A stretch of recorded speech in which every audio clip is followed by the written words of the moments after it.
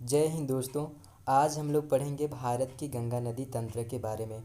मतलब कि गंगा नदी की उद्गम कैसे कैसे होती है, इसको बहुत विस्तार से स्टडी करेंगे ताकि यहाँ से क्वेश्चंस कहीं से भी दे तो छूटने के चांसेस बहुत कम हो, ऐसे पढ़ेंगे। तो आप लोग देखते जाइए, मैं आप लोग को बहुत विस्तार से समझाता हूँ। दोस्तों यहाँ देखिए, इसको बोलते हैं गंगोत्री ग्लेशियर, ठीक ना। एक गंगोत्री ग्लेशियर और सतोपथ हिमानी ग्लेशियर कहाँ है तो उत्तराखंड में स्थित हैं। ठीक, ये दोनों ग्लेशियर कहाँ हैं, उत्तराखंड में स्थित हैं।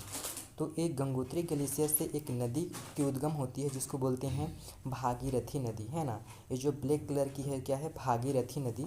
भागीरथी नदी की उद्गम कहाँ से होती है तो गंगोत्री ग्लेशियर से होती है ना। इसके बाद देखिए, सतोपथ हिमानी ग्लेशियर से दो नदी का उद्गम होती है। एक है धौला गंगा और एक विष्णु गंगा। तो धौला गंगा और विष्णु गंगा के मिलने पर मतलब कि अलकनंदा नदी का निर्माण होती है ना। यहाँ से क्वेश्चन इस प्रकार से उठाता है कि धौला गंगा और ये विष्णु गंगा आपस में मिलते हैं, उस जगह को क्या बोलते हैं तो इसको विष्णु प्रयाग के नाम से जाना जाता है इस जगह को, है ना। बहुत सारे एग्जाम में पूछ चुका है कि जब धौला गंगा और विष्णु गंगा आपस में मिलते हैं उस जगह को क्या बोलते हैं तो विष्णु प्रयाग के नाम से जाना जाता है। तो यहीं से अलकनंदा नदी का उद्गम होती है और अलकनंदा नदी आगे बहती हुई चले जाती है। तो अलकनंदा नदी में ही एक पिंडार नदी मिल जाती है आके, है ना। ये देखिए, इसको बोलते हैं पिंडार नदी।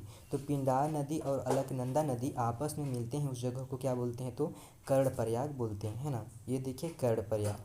इसके बाद अलकनंदा नदी और आगे आ जाती है बहते हुए। तो अलकनंदा नदी और मंदाकिनी नदी आपस में मिलते हैं, ये मंदाकिनी नदी है।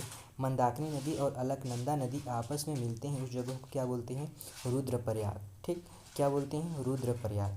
इसके बाद देखिए, अलकनंदा नदी फिर आगे आ जाती है बहते हुए। तो अलकनंदा नदी और ये भागीरथी नदी आपस में मिलते हैं, उस जगह को क्या बोलते हैं तो देवप्रयाग बोलते हैं। ठीक, ये देखिए, भाग का मतलब होता है भागीरथी, धन का मतलब अलकनंदा, मतलब भागीरथी और अलकनंदा के संयुक्त नदी को क्या बोलते हैं गंगा नदी बोलते हैं, है ना। तो यहाँ पे देखिए, ये दोनों नदी कहाँ पे मिलते हैं, देवप्रयाग में मिलते हैं, भागीरथी और अलकनंदा नदी।